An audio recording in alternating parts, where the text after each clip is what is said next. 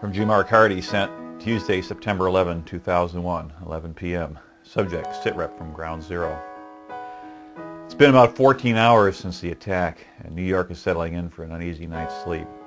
There's still a sense of unreality as to what happened, as if somehow we'll wake up tomorrow and find out it was only a bad dream. I was in Midtown at the time. Our meeting was interrupted by a knock at the door. Our meeting leader ducked out for a minute and staggered back in, face ashen. This can't be real. The World Trade Center, it's been destroyed. The Pentagon's been attacked. The World Trade Center, that perennial punctuation at the end of the New York skyline, was gone. In its place was what firefighters described to me as a moonscape. Walking south through the 40s and the 30s and the 20s, the city changed as well. Midtown was business as usual, but that changed around 35th Street. More and more shops were closed, stores were gated, lights were out, and hastily drawn closed signs peered from the windows. The life of the city seemed to draw down the closer one got to the hole. And fast forward a few hours. I've taken charge of the Military Command Center at 340 West Street. Tuesday, September 11th, 2001, I showed up for work at 0800 up in Manhattan. And about 46 minutes later, the first plane hit the First World Trade Center, and then everything changed from then. I was up in 51st, so I was up in Midtown. And initially, we had no idea what had happened. The building I was in was, of course, a large skyscraper. There were no windows in the room I was in. And it was probably close to an hour later or so before somebody knocked on the door. And they stopped the class, and the instructor went out and like, well, what is it? And he disappeared for a moment. And he came back with this look on his face, and he just kind of staggered and kind of collapsed in his seat. I was like, what happened? It's like, did your mom die or something? He said, no, the World Trade Center has been destroyed. The Pentagon's been attacked. And it just was surreal. And of course, we ran out to look out the window, and the building only faced north. So we saw blue skies, and we saw cars and people down below, and it looked completely normal. But yet we turned on the radio, and it was like War of the Worlds, where there's a war going on there, and all these reports coming from down there, and yet outside it looked perfectly fine. There was a lot of panic. People didn't know what to do. The phones weren't working. You couldn't dial off the island. And people were saying, well, maybe our building's next. Where do we hide? What do we do? And it was just kind of interesting watching the whole range of emotions. And so I went back into the room with the folks, and I said, well, you don't know who I am yet because I just met you an hour ago, but I'm an officer in the United States Navy, and we're under attack, and it's my duty to go respond. So I'm going down there.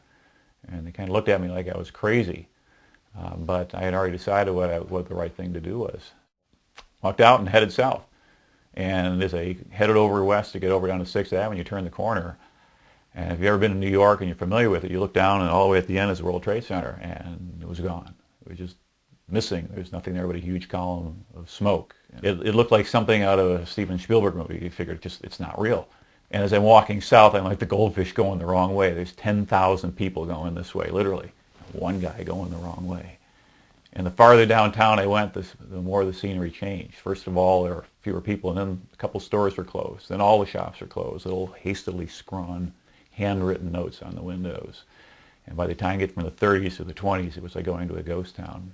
When I get down there in town toward Greenwich Village, people were running around, and some of them were just sort of, I don't think they got it.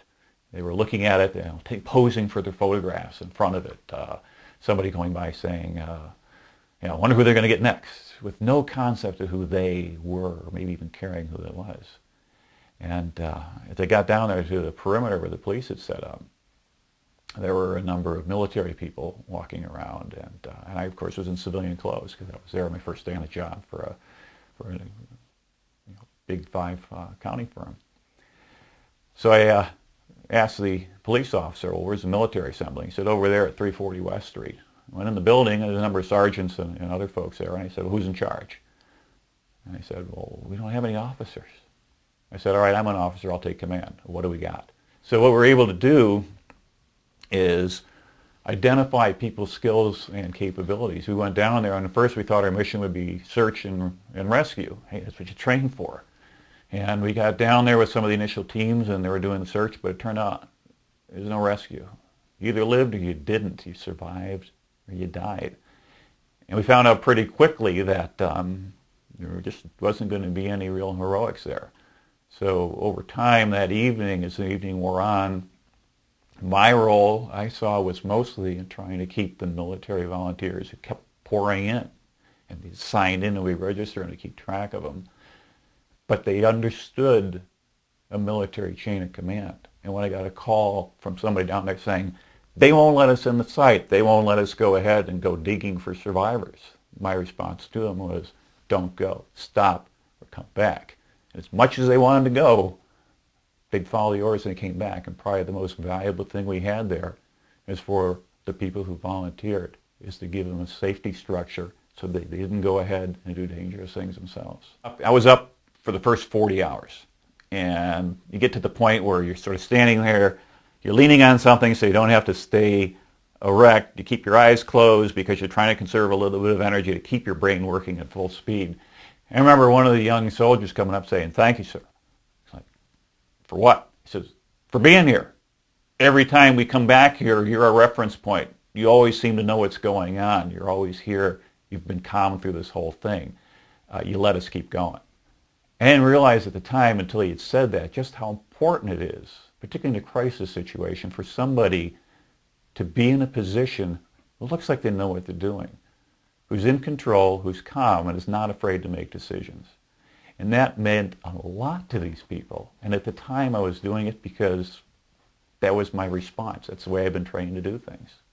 None of us had faced this before. This was a unique situation. It had never happened in the United States. You know, last time we'd been attacked on U.S. soil by a foreign power on the continental United States was, 1814, 1850. Been a little while. Kind of lost corporate memory. Didn't quite have any reference manuals to go back to. And that was sort of the point. You couldn't do this one by the book because there was no book on it. And any book that might have been written was written by somebody sitting in an office under electric light, probably on a keyboard, and they had no concept of what it was like. This was pretty close to battle conditions. You had a lot of dead people, a lot of destruction around you, no communications, no way to get in contact with folks. You had to improvise, you had to establish your own chain of command, and you had to make the call. And the hard part is that I had not been given at that point any formal authority to go ahead and take these actions. It wasn't until later that I went up and I looked through Navy regulations very carefully and finally found there in Article 10 something, I think it's 1005 or whatever, that gave me authority in a situation like that to actually take command. But I didn't know that in advance. I was just doing it because it was the right thing to do. And there's some that would suggest that you place yourself in a significant personal liability. What happens if your people got killed? Who are they going to go look for, and who are they going to go hang? Because looking for somebody who's accountable. And that's a two-edged sword, I think, of taking charge and in leadership, is that with leadership comes accountability. You have to accept the consequences for accomplishing the mission. But you also have to accept the consequences of what happens if you fail to accomplish the mission, or if your people get injured or killed in the process. If that scares you, don't lead. But if you're willing to take that personal risk, and it may not necessarily have to be a personal physical risk. You're not exposed to the line of fire from a sniper, but you may be exposed to the line of fire from some other concerns.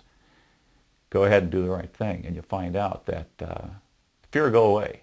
When you focus on a task, when you focus on a mission, yeah, we're all scared. We didn't know what's going on. We didn't know the next attack, whether it was coming. We didn't know whether there were poison gases in there or PCBs or any type of asbestos, or whether the air was hazardous.